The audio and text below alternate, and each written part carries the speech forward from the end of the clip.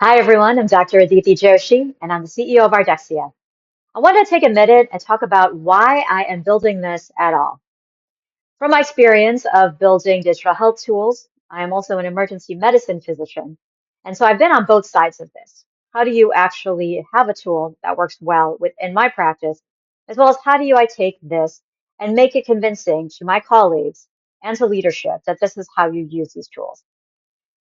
The actual idea came, though, a couple of months ago. I was having a conversation with someone who runs a global medical practice.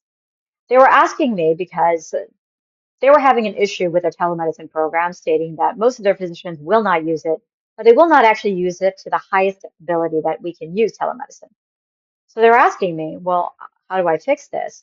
And ultimately, they came up with, I want to actually buy telehealth training. So I will say that anyone who knows me knows that I am a proponent of training. That is a huge part of what is necessary to have clinical adoption.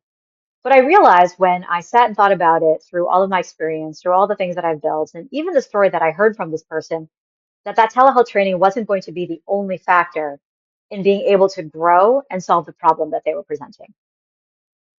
This is not just me saying this.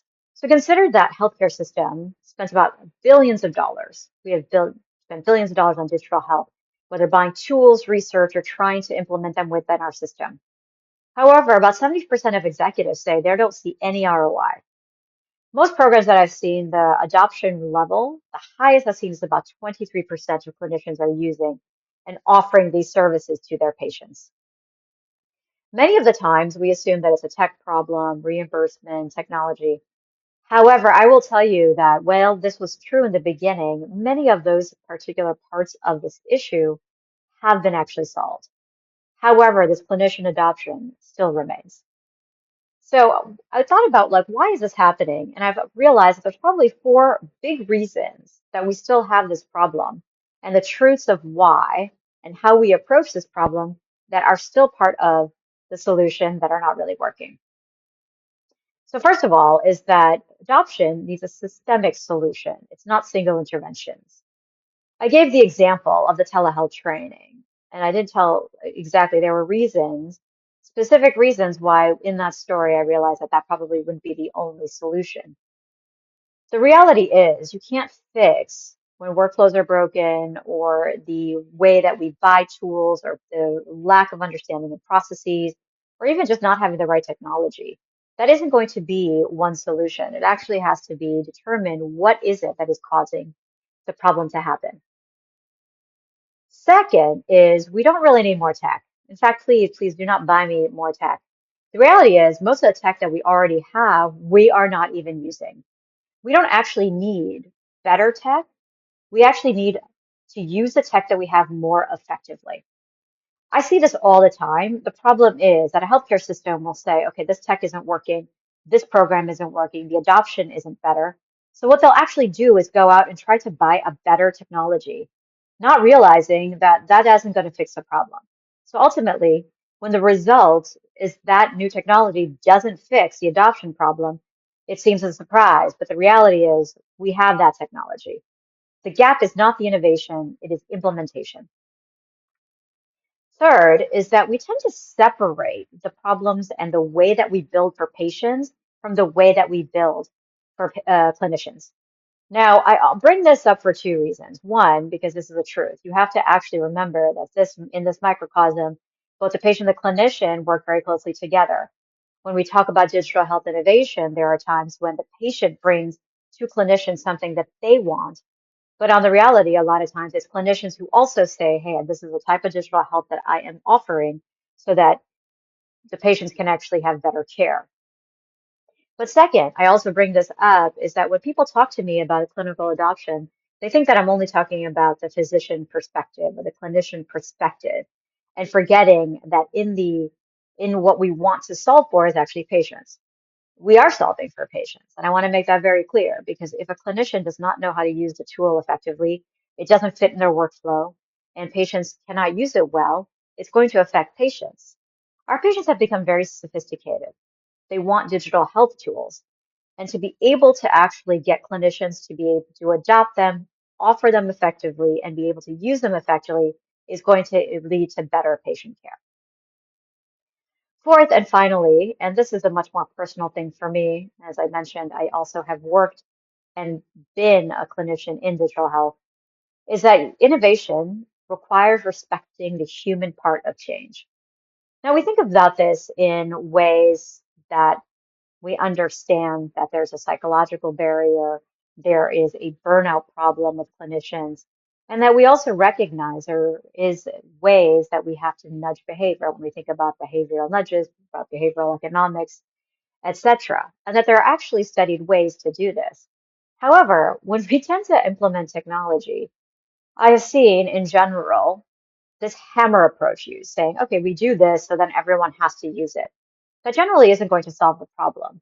And you're not going to be able to get clinicians to do it. Doctors specifically, you cannot get us to do something unless we want to. We will uphold the standard of care. We want to do right by our patients, but unless it's something that actually helps us, we are just not going to do it. And so when we think about innovation and implementation, it has to be acknowledged that this is part of it. So these four things have to be thought of. We can't do it piecemeal. We have to remember the patients. We do not need more technology. And we also need to remember the human part of change. So Ardexia was built out of this entire idea of recognizing this problem. I thought about what is it that I have learned through all these experiences, all of the playbooks I've built, and what I have actually experienced. And I thought, okay, what is required is a systemic framework. And so we are looking to do this in a systematic method.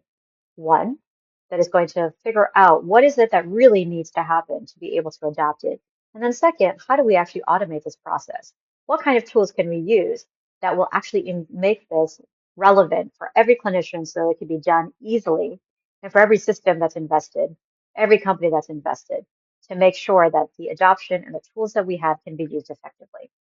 So this isn't something that is what I specifically did not want to do was generic change management.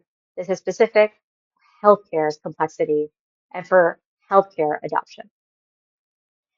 To that end, we've created our workflow, and we are looking through the eyes of clinicians. And the reason that we have done it this way, and because we look at it from the healthcare innovation, and we look at it from that, is that all of us who, when we thought about building this, are clinicians ourselves, and we decided, hey, how are we going to actually make this worthwhile? What have we seen to do that? And our goal to be able to show success is that we find that organizations can actually receive higher adoption, higher ROI, clinicians feel better practicing, and that patients have better care. So where we are right now is that we are looking for people who want to partner with us, whether it's for research, healthcare organizations that want to use this framework across their different settings and be able to figure out, hey, can we actually make this work? This methodology overall is built from 12 years of experience and millions of patients' encounters, and now we're documenting the reproducible results. So here's what I'm asking for all of you. If this resonates with you, you can follow our journey. You can follow us on our website at ardexia.io. You can follow our Ardexia LinkedIn page.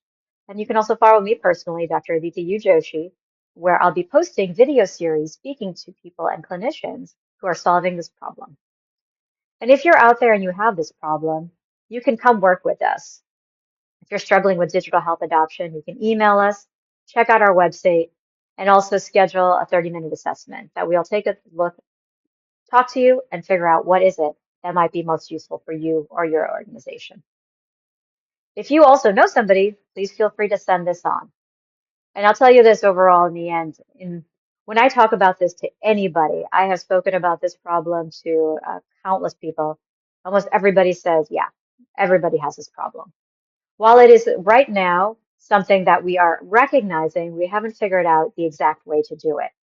We have figured out technology adoption. We have asked for companies who do that, and they've actually been able to do that with our EMRs in companies. But really, we need to figure out the way to solve this clinician adoption so that we don't waste millions of dollars every year. And if you're ready to move past that, stay in touch. Thank you very much, everybody, and I'll see you out there.